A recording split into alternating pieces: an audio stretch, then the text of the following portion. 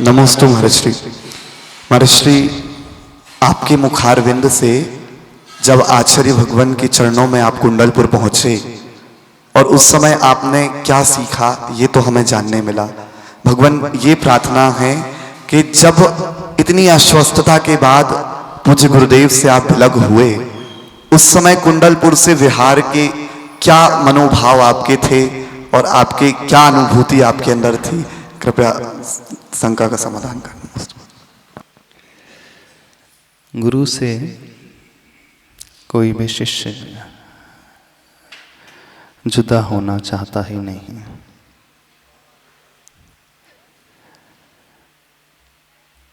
कोई भी ये भाव नहीं रखता कि गुरु चरणों से हम दूर जाएं। ये तो सामान्य परिस्थिति में होता है, लेकिन जब बात उन क्षणों की हो, कुंडलपुर महामहोत्सव की, जिन क्षणों में पूज्यवर गुरुदेव का स्वास्थ्य प्रतिकूलता की चरम सीमा पर था। स्वास्थ्य तो कई बार खराब होता है, लेकिन कुछ बार कंडीशन बड़ी क्रिटिकल हो जाती है, और ऐसी क्रिटिकल कंडीशन में व्यक्ति के मन में, हर एक के मन में भिन्न भिन्न प्रकार के भाव आने लगते हैं। गुरुदेव का जब हम एक पक्ष देखते हैं इस दुनिया के लिए, संघ के लिए, शिष्यों के लिए, समाज के लिए, क्षेत्रों के लिए, इस राष्ट्र के लिए, सबके लिए जो कर रहे हैं, वो जो दे रहे हैं वो अद्भुत दे रहे हैं। सबको वो बांट रहे हैं, लेकिन जब हम अपनी ओर देखते हैं तो बड़ा दुख होता है। अपन सभी कितने हीन क्षमता वाले हैं, हीन पुरुषार्थ वाले हैं। हम लोग गुरुदेव को कुछ दे ही नहीं पाते। ये विचार हमेशा आता रहता है। ऐसा प्रतीत होता है सारी दुनिया बड़ी स्वार्थी है, बड़ी स्वार्थी है। वो गुरुदेव से हमेशा सिर्फ लेते ही रहती है। कभी ये भावना भी नहीं करती कि हम भी कुछ दे सकें। मन में भाव आता है। हो सकता है श्रावक लोग सोचते होंगे कि हम आहार दान देते हैं। नहीं, आहार दान कोई बड़ी बात नहीं होती है। हम सब ने उनसे जो पाया है, उन्होंने हम सबको जो दिया है,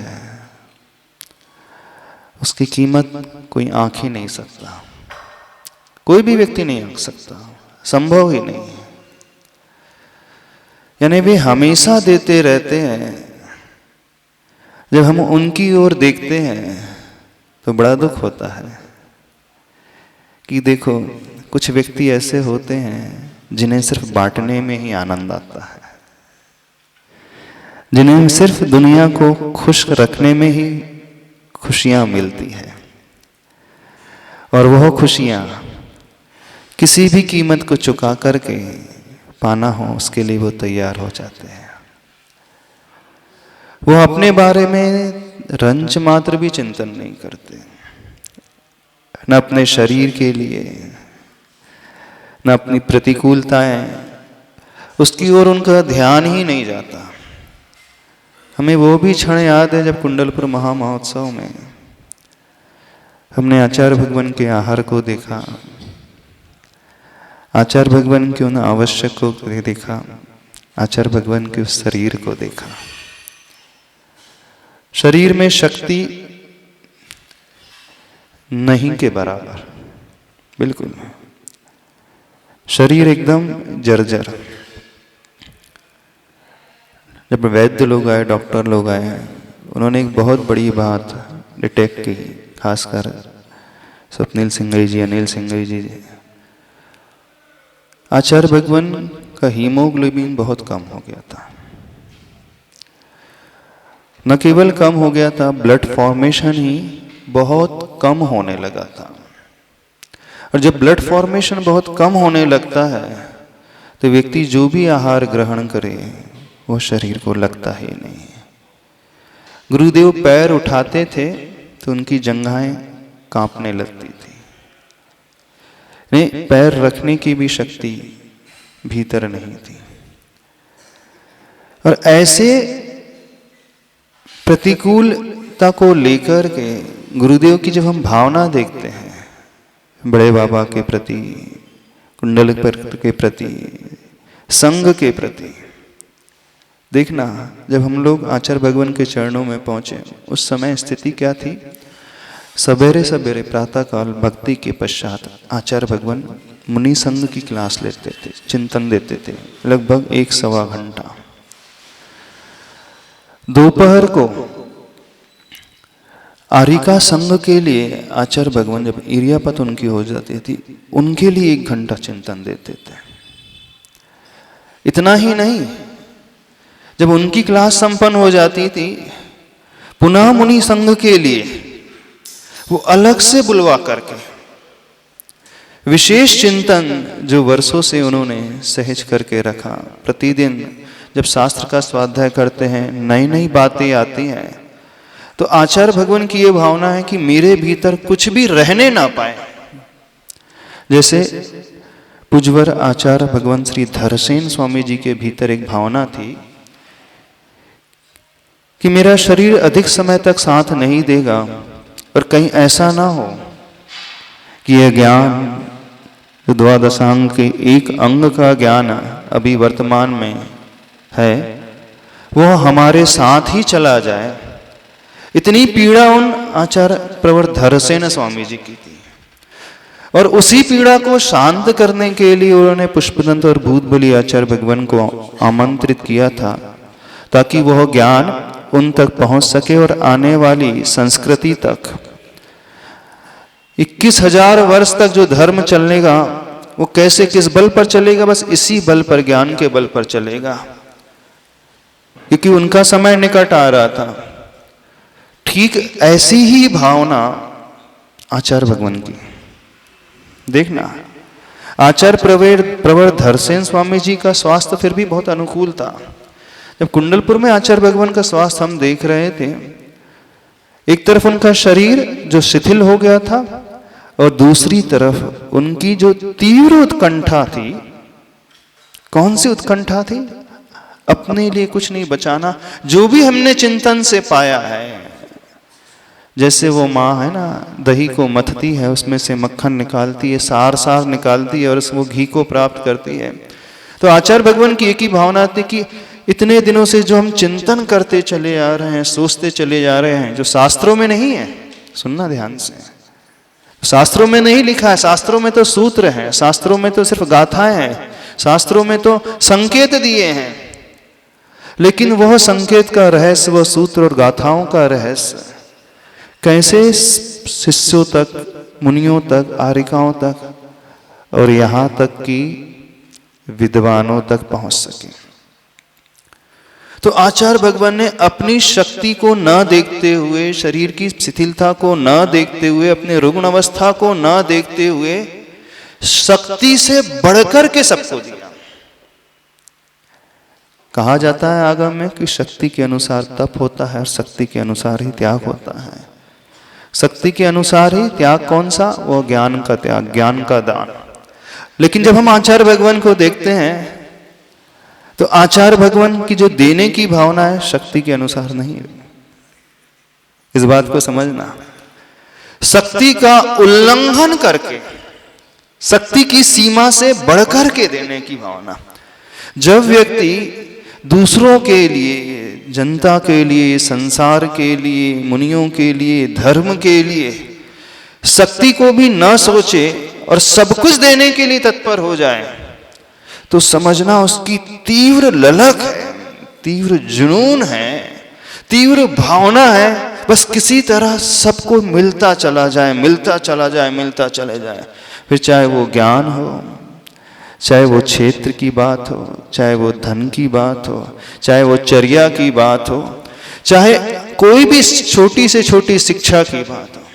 कथनचित देखना, मुनियों को, संघ को, शिष्यों को देते हैं, हर गुरु देते हैं, लेकिन बात उस दिन और अधिक बढ़ गई जब पंच कल्याण महोत्सव पूरा हो गया था और आचार्य भगवान की थकान इतनी थी, इतनी अधिक थी कि आचार्य भगवान अपने कमरे से उठ कर के बाहर वाला पंडाल, जो जस्ट गेट के सामने वाला पंडाल था ना, वहां पर भी चलने, वहां तक पहुंचने के लिए 3 बार उनके बैठना पड़ा था। ऐसी शिथिलता थी, यानी वो बैठ नहीं पा रहे थे, बोल नहीं पाते थे। लेकिन उसके पश्चात, उस दिन के पश्चात, यदि आपको याद होगा, ये घटना है 27 फरवरी की। उस समय आचार्य भगवान ने उन विद्वानों की संगोष्ठी रखी थी, विद्वान लोग उनसे लेने के लिए आए थे। जब हमने देखा आचार्य भगवान की शक्ति तो अब तो बिल्कुल क्षीण सी हो रही है, और ऐसी कंडीशन में भी आचार्य भगवान दोपहर को इरियापत सामाई के पश्चात, स्वयंभू के पश्चात उठ करके उस सभा में आए। किसकी सभा में आए? मुख्यतः विद्वानों की सभा में आए। उन्होंने कहा नहीं, विद्वानों को भी देना बहुत आवश्यक है, क्योंकि ज्ञान की धारा इन्हीं लोगों के माध्यम से आगे बढ़ने वाली है, ज्ञान का संरक्षण इन्हीं लोगों के माध्यम से रहने वाला है। तो उन विद्वानों को देने के लिए भी आचार्य भगवान आ गए और लगातार 45 मिनट तक वह चिंतन देते रहे, जबकि आचार्य भगवान सवेरे भी ज्यादा नहीं बोल पा रहे थे। जब ऐसा हमने आचार्य भगवान के इस पुरुषार्थ को देखा, जो अभीक्षण ज्ञानोपयोग की भावना को देखा, एक भावना आती है अभीक्षण ज्ञानोपयोग की भावना, 16 कारण भावना में आती है, निरंतर ज्ञान भावना में, ध्यान भावना में लीन रहना, निरंतर उसी में लगे रहना। यानी वो उस दिन हमने देखा, पूरे संघ ने देखा, सारे संघ के मुनिराज आश्चर्यचकित रह गए कि देखो तो आचार्य भगवान की ललक। किसके प्रति ललक? अपने लिए नहीं, अपनी ख्याति पूजा लाभ के लिए नहीं। किसके लिए ललक? बस वो ज्ञान की धारा सुरक्षित रहे, ये ज्ञान इन लोगों तक पहुंच जाए और इनके माध्यम से सारे देश में, सारी दुनिया में फैलता चला जाएगा। ये 27 फरवरी की बात है। और उसके बाद 28 फरवरी, बल्कि जैसे पंचकल्याणक 23 को पूरा हो गया था, तो उसके पश्चात आचार्य भगवान संगस्थ मुनिराजों को संकेत देते गए विहार के। सबसे पहले विहार हुआ तो निर्यापक श्रमण श्री समय सागर महाराज जी का, जिन्हें सबसे प्रिय मानते हैं, लेकिन निष्ठुरता देखना आचार्य भगवान की, निष्प्रयता देखना नहीं। सबसे पहले तो इन्हें ही संकेत दो। चाहते तो उन्हें और रोक सकते थे, नहीं। तो 24-25 से ही विहार के संकेत शुरू हो गए, विहार शुरू हो गए, संघों के उपसंघों के विहार होते रहे। हाँ, महामस्तकाभिषेक का कारण, हाँ एक घटना और बहुत भूल गए, देखना, महामस्तकाभिषेक का वो कार्यक्रम था, जहां प्लेन रोड में चलने में आचार्य भगवान को बड़ी तकलीफ हो रही थी। प्रातः काल की वो घटना है। सवेरे सवेरे आचार्य भगवान ने सामूहिक भक्ति भी नहीं की, आचार्य भक्ति अपनी भक्ति की और चल पड़े। जैसे ही आचार्य भगवान संत निवास से निकले, सारी जगह हवा फैल रही, आचार्य भगवान का विहार हो रहा है बस। लेकिन विहार नहीं था, बड़े बाबा के चरणों में जाना था, वो ऊंची पहाड़ी पर चढ़ना था। वो कैसे चढ़े होंगे, इसके बारे में सोचो सही, क्योंकि हम लोग तो सोच करके ऊपर बड़े बाबा के चरणों में ही थे। उस समय हमें संकेत मिले, सब समझो, कि आचार्य भगवान आ रहे हैं। जब हम लोगों ने सुना आचार्य भगवान आ रहे हैं, कैसे संभव है? जब आचार्य भगवान 10 कदम नहीं चल पा रहे, 20 कदम नहीं चल पा रहे हैं, इतना शिथिल शरीर हो गया है, इतनी रुग्ण का अवस्था हो रही है, शरीर साथ नहीं दे रहा है, ब्लड नहीं बन रहा, हीमोग्लोबिन इतना भी कम हो गया है, पूरे नेल्स, नाखून उनके सफेद सफेद हो गए थे। तो ऐसी स्थिति में पर्वत चढ़ कैसे सकते हैं? लेकिन आचार्य भगवान ने शरीर की उस रुग्ण अवस्था को भी मात दे दी। किस बल पर वो चढ़ गए? किसके आधार पर चढ़े? आत्मबल। आत्मबल वो कैसा पैदा हुआ? वो आत्मबल वो बड़े बाबा की लगन को लेकर के पैदा हुआ। यानी जो अंतरंग का समर्पण उनका, जो अंतरंग की भक्ति, जब ऐसी परिस्थिति में व्यक्ति सब कुछ करने के लिए तैयार हो जाता है, अपनी जान की परवाह नहीं करता, शरीर की परवाह नहीं करता, तब मानना ऐसा वो निकाचित पुण्य, सातिशय पुण्य कर्म का बंध करता है। और यही सातिशय पुण्य, यही निकाचित पुण्य, यही तीव्र भावना ऐसे जीव को नियम से तीर्थंकर प्रकृति का बंध कराने वाली है। अनुकूलता में हर कोई कर लेता है, शरीर साथ दे रहा है, अपन जाकर के वंदना करके आ जाएंगे। यानी 4-4 कदम जब चढ़ाई में थे, 4 कदम चढ़ते थे, फिर रुक जाते थे, बैठ जाते थे, पसीना पसीना हो रहा था, या यूं कहें एक एक बूंद पसीने की, खून की कीमत चुका करके आचार्य भगवान जो है बड़े बाबा के चरणों तक पहुंचे थे। और उस भीड़ वाले, पूरा संघ वहीं पे विराजमान था, और भीड़ वाले स्थान में जैसे ही आचार्य भगवान ने बड़े बाबा के दर्शन किए, बहुत दूर से दर्शन कर रहे थे, जहां से श्रावक लोग दर्शन करते हैं उतनी दूर से, बस पिछी हाथ में उठा करके दर्शन कर रहे, और एकदम गदगद भाव से देखते ही रह गए। वो चेहरे की प्रसन्नता, वो चेहरे का वो आह्लाद, वो हृदय का परिणाम देख करके लगा कि हम सभी लोग बड़े गए बीते हैं। न तो अपने को भक्ति करना आती है, न ही पूजन करना आती है, न ही धर्म के बारे में अपन सोच पाते हैं, न ही ज्ञान के बारे में सोच पाते हैं, न ही तपस्या के बारे में सोच पाते हैं। और आचार्य भगवान को देखो, उम्र का वो पड़ाव, वृद्धावस्था, रुग्ण अवस्था, शरीर में कोई जान नहीं है, लेकिन ऐसी स्थिति में वो प्रभु, ऐसी स्थिति में वो ज्ञान, समझ लेना वो जीव बहुत महान जीव है, साधारण जीव नहीं है, अति महान जीव है। ये तीव्रतम है, शक्ति का उल्लंघन करने वाली भक्ति है, शक्ति का उल्लंघन करने वाला ज्ञान का ज्ञानोपयोग की भावना है, शक्ति का उल्लंघन करके तप करने वाली है भावना है, शक्ति का उल्लंघन करके दुनिया को देने वाली भावना है। ये भावना सामान्य लोगों में नहीं होती है। ऐसे जीव ही सला का पुरुष बनते हैं, चाहे वो चक्रवर्ती हो, चाहे वो बलभद्र हो, चाहे वो तीर्थंकर हो। क्योंकि अनुकूलता में तो हर कोई भक्ति की भावना कर लेता है, ज्ञान की भावना कर लेता है, कौन नहीं करता, हर व्यक्ति कर लेता है। लेकिन उस क्षण को, उस दृश्य को देखा, चाहे बड़े बाबा के चरणों तक पहुंचना है। 2006 में भी आचार्य भगवान की भक्ति थी, लेकिन इस बार 2022 में जो था वो एक अद्भुत था। वो समर्पण, प्रभु के प्रति समर्पण, ज्ञान के प्रति समर्पण, संघ के प्रति योग देने की भावना, पंच कल्याण की वो भावना। यानी हम देख करके आश्चर्यचकित हो रहे थे, आचार्य भगवान किस बल पर करे जा रहे हैं।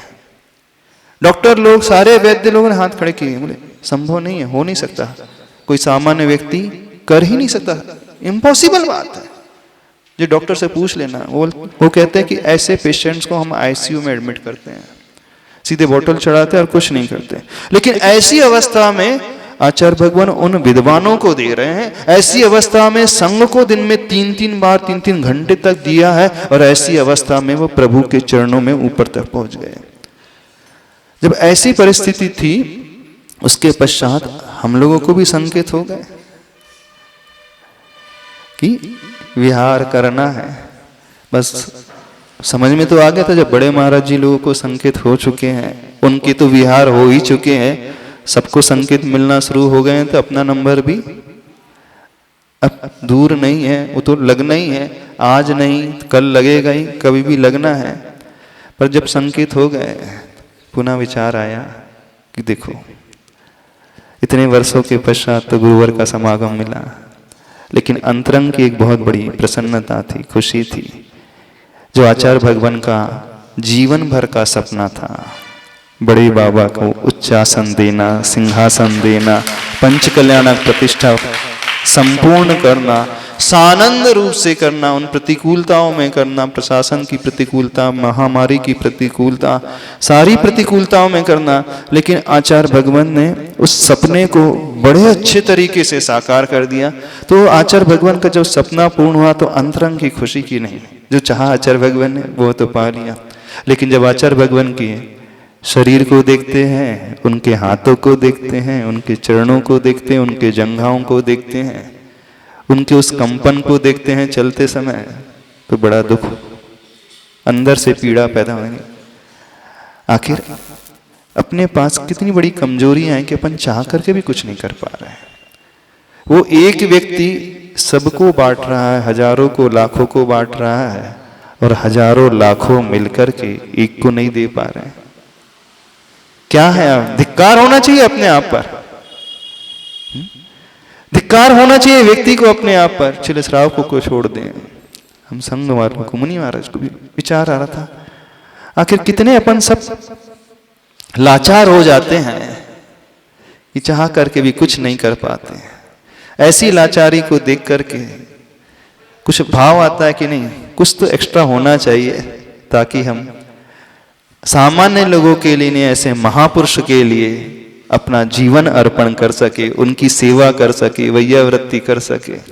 लेकिन जैसा आचार्य भगवान के बारे में प्रसिद्ध है, वे बड़े निष्ठुर हैं, वे बड़े निष्प्रह हैं, अपने लिए कभी कुछ नहीं चाहते। सारा संग खाली कर दिया। जिन्होंने उनकी वैयावृत्ति की है उन सबको भी खाली कर दिया, अपने पास किसी को नहीं रखा, और जिन्हें रखा वो भी नाम मात्र के लिए 3 साधु को रखा, जो रोज वैयावृत्ति करते थे, जो आचार्य भगवान की चर्या समझते थे, स्वास्थ्य समझते थे, क्या लाभ होगा, कैसे आहार कराना है, उन सबको भी उन्होंने अलग कर दिया। अब सब नए साधु को अपने पास रख लिया। यानी अपने शरीर से रंच मात्र भी मोह नहीं है। कहा जाता है ना, व्यक्ति ने जिसने इस मोह को जीत लिया है, इस राग को अपने शरीर से भी जीत लिया, समझना उसका तीव्रतम वैराग्य है, तीव्रतम आत्मा की और अध्यात्म की भावना है उनकी। वो शरीर को चाह ही नहीं रहे, सिर्फ अपनी आत्मा को ही वो पसंद कर रहे हैं, आत्मा की ही चाह उनके भीतर बैठी है, और उसी का परिणाम है कि वह उस सेल्फ कॉन्फिडेंस को लेकर, उस विल पावर को लेकर के असंभव से असंभव कार्य भी ऐसे कर देते हैं दुनिया देख करके जिसे आश्चर्य से भर उठती है। एकमात्र उनके वो विल पावर का काम है, और कोई का कार्य नहीं है। यानी अंतर की वो शक्ति, सोचने की शक्ति नहीं। एक बात आचार्य भगवान की समझना, आचार्य भगवान ने ठान लिया, सो ठान लिया, भले ही पूर्व सूर्य जो है पूर्व को छोड़ करके पश्चिम से उदय को हो जाएगा, लेकिन आचार्य भगवान ने जो ठाना वो कभी नहीं बदलते। दुनिया वाले डरते रहे, लेकिन उन्होंने ठान लिया तो वो अपने विल पावर पर, अपने आत्म शक्ति के बल पर उसे कैसे भी पूर्ण करके ही रहते हैं। तो जब जब हम लोगों का मन डरने लगता है, कमजोर सा होने लगता है, घबराहट होने लगती है, विचार आने लगता है कि कैसे होगा, हम लोग कैसे कर पाएंगे, तुरंत आचार्य भगवान का वह चेहरा याद आ जाता है, उनकी वो आंखें याद आ जाती जो आत्मविश्वास से बड़ी बड़ी भरी हुई आंखें हैं। भले ही शरीर थोड़ा सा क्रश है, लेकिन वो आंखों को जब देखते हैं, वो चमक को, जो कांति को देखते हैं कि नहीं, वो कांति है आंखों में झलकने वाली, वो पूरा बयां कर देती कि नहीं सब कुछ हो जाएगा। बस उसी बल पर वे सब कुछ करते चले गए, सब कुछ करते चले गए, उसी के कारण सब कुछ हुआ। लेकिन अब हम लोगों को तो विहार करना ही था, रूखे मन से, उदासी मन से हम लोगों ने विहार किया। उस दिन हम लोग भी विहार किए। पूज्य प्रणम सागर महाराज जी का भी साथ में विहार हुआ, विशद सागर महाराज जी का भी साथ में विहार हुआ। विहार करके पटेरा पहुंचे, वहां पे निर्यापक श्रवण से अभय सागर महाराज जी थे, उनके दर्शन। अगले दिन जैसे ही सवेरे देव दर्शन करके बाहर आए, तुरंत एक समाचार मिला। क्या समाचार मिला? आचार्य भगवान कुंडलपुर से विहार कर गए। लेकिन एक बड़ा दुखद समाचार कि आचार्य भगवान अपने पैरों पर चल करके नहीं, डोली में बैठ करके उन्हें जाना पड़ा। तो आश्चर्य से भर गए, इतनी परिस्थिति विकट हो गई, शरीर इतना प्रतिकूल हो गया, शरीर की शक्ति इतनी क्षीण हो गई कि जो कार्य आचार्य भगवान ने अपने जीवन में आज तक नहीं किया, नहीं कर पाए, वो कार्य उन्हें मजबूरी में करना पड़ा, तो आंखें नम हो गई। यानी कि देखना, जैसे घर में कोई बहुत बड़ा प्रोग्राम होता है ना, शादी विवाह होती है, तो घर के जो प्रमुख होते हैं उस कार्य की निवृत्ति के पश्चात बीमार पड़ जाते हैं, होता है ना। सारी थकान, जब सारा कार्य पूरा होता है, जैसे पंचकल्याणक हुआ था, जब पूरा होता तो सारी थकान तब निकलती है। जितनी भी मेहनत जो भी की है, इसका क्या अर्थ है कि सबके लिए आचार्य भगवान ने दिया, या यूं कहे सबके संकटों को गुरुजी ने अपने भीतर ही पी लिया। जैसे वैष्णव धर्म में मान्यता है ना, क्या मान्यता है? नीलकंठ की मान्यता है। जब समुद्र मंथन हुआ था तो उस समुद्र मंथन में जो सर्वप्रथम जहर का घड़ा निकला, तो बोले इस विष के घड़े को कौन पिएगा? स्वर्ग के देवता तो अमृत चाह रहे थे, दुनिया वाले और कुछ चाह रहे थे। बोले अमृत तो बाद में निकलेगा, पहले ये मंथन के फलस्वरूप जो मिला हुआ जो विष है उसे कोई धारण करने वाला मिले, तब तो दुनिया को अमृत मिले। तो उनके धर्म में मान्यता है नीलकंठ ने उस विष को अपने कंठ में धारण कर लिया, उसके पश्चात अमृत उन्हें मिला। ऐसे ही आचार्य भगवान ने दुनिया की, समाज की, संघ की सारी प्रतिकूलताएं, सारे संकट को अपने भीतर समाहित कर लिया। और यह कार्यक्रम, यह महोत्सव, ये सारे कार्यक्रम बहुत सानंद संपन्न हो गए।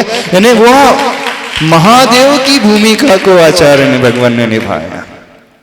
उसी का तो परिणाम है उन्हें डोली में बैठ करके जाना पड़ा। ये आचार्य भगवान के साथ एक बहुत बड़ा फैक्टर लगा हुआ है। जब जब आचार्य भगवान कोई बहुत बड़े कार्य को करते हैं, बड़े बड़े पंचकल्याणक होते हैं, तो आचार्य भगवान के साथ कुछ ना कुछ प्रतिकूलता अवश्य घटती है। या तो वो बीमार हो जाते हैं, अथवा शुरू में ही अंतराय आ जाता है। जब भी कोई बड़ा कार्यक्रम होता है तो आचार्य भगवान को पहले प्रतिकूलता झेलना पड़ता है।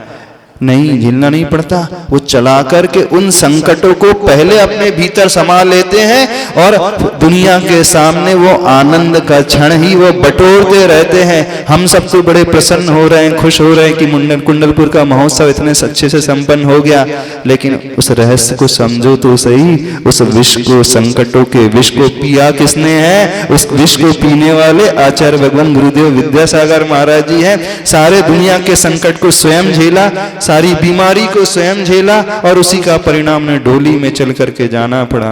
जब इस घटनाक्रम को सुना तो बड़ा विकल्प हुआ, अंदर से बड़ा विकल्प हुआ। और हम लोग विहार करके वहां से बांदकपुर आए। पूज्यवर समता सागर महाराज जी के दर्शन फिर मिल गए, और आचार्य भगवान डोली से विहार करते हुए, कुम्हारी होते हुए उसी रास्ते में आ रहे थे, तो बांदकपुर आ रहे थे। तो हम लोगों को भी दर्शन का सौभाग्य पुनः मिल गया। और दर्शन का सौभाग्य नहीं, पूज्यवर समता सागर महाराज जी ने कहा, देखिए आचार्य भगवान जब आप डोली में विहार कर रहे हैं तो क्यों असंयमी अथवा ब्रह्मचारी उठाएं? ये सौभाग्य तो हम लोगों को मिलना चाहिए। तो आचार्य भगवान ने बड़ा सहर्ष आशीर्वाद दिया, ठीक है। तो समता सागर महाराज जी, हम प्रणम सागर महाराज जी, सभी मुनि महाराज, प्रसाद सागर, सभी महाराज जी को ये सौभाग्य मिला कि डोली को उठा करके पूरा विहार, उस दिन 10 किलोमीटर का बांदकपुर से जो विहार हुआ बीच रास्ते तक, सिर्फ मुनि महाराज ने ही उठाया। अंत समय में जाकर के उन ब्रह्मचारियों ने उठाया। तो ये एक सौभाग्य जीवन का।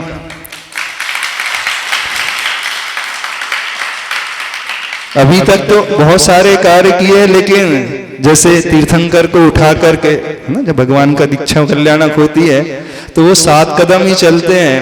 सारे दुनिया के संकट उन्होंने झेल लिए। हाँ, अन्य सबको उठाया है, लेकिन उस समय बड़ा गर्व हुआ कि इन हाथों ने गुरुदेव की उस डोली को उठाया है। अभी तक तो अपने लिए विहार करते थे, अपने लिए चलते थे, लेकिन वह जीवन का सबसे गोल्डन दिन हमेशा याद रहेगा कि इन पैरों ने मिलकर के गुरुदेव को विहार करवाया है तो ये पैर भी धन्य हो गए, ये हाथ भी धन्य हो गए, ये शरीर भी धन्य हो गए, ये पर्याय भी धन्य हो गई। क्योंकि अभी तक इस शरीर का जो प्रयोग किया था सिर्फ अपने लिए किया था, लेकिन दुनिया की महान शक्ति के लिए किया तो समझना जीवन लेना ही सार्थक हो, जन्म लेना ही सार्थक हो गया। भले ही जन्म पंचम काल में मिला हो, लेकिन यह जन्म भी जीवन का एक अद्भुत क्षण था कि मनुष्य बने इस हुंडा और सरपणी में, लेकिन हमेशा के लिए नहीं, भले ही कुछ पल के लिए, कुछ किलोमीटर का। तो वह विहार का दृश्य बड़ा एक स्वाभिमान पैदा करता है, लेकिन साथ में बड़े वो दुख के क्षण भी पैदा करता है कि कैसी परिस्थिति गुरुदेव की हो गई। लेकिन गुरुदेव के ऊपर हमेशा विश्वास रहा है और गुरुदेव ने उस विश्वास को दुनिया के सामने जाहिर कर दिया। परिस्थिति कितनी भी विकट क्यों हो ना हो, यदि मन में ठान लिया है तो उससे भी हम जीत करके आगे निकल जाएंगे। और रैली में जब आचार्य भगवान ने जो अपने आत्मविश्वास को जगाया, ऐसा जगाया वो बीमारी ना जाने कहाँ रफू चक्कर हो गई। शायद बीमारी को भी बीमारी लग गई कि नहीं, दुनिया में हम हर जगह तो जा सकते हैं लेकिन इनके चरणों में ज़्यादा नहीं ठहर सकते हैं। यानी ऐसी जगह आकर के वो भी डर जाती है, भयभीत हो जाती है। तब देख करके लगा कि नहीं, यदि हमें कुछ सीखना है दुनिया में तो आचार्य भगवान से हम सीखें। और आज सारी दुनिया देख रही है। आचार्य भगवान के मुख से एक पंक्ति सुनी थी, जब आचार्य भगवान ने ऐसी प्रतिकूलता रामकंटक के समय जब हरपीस हुआ था, पैरों में कहाँ दम था, वो तो इरादों ने पहाड़ चढ़ा दिया था। बस इरादों ने ही दुनिया में उनकी यात्रा आज तक कराई और भविष्य में भी ऐसे ही करते रहेगी। बोले आचार्य परमेष्ठी गुरुदेव श्री विद्यासागर जी महाराज की।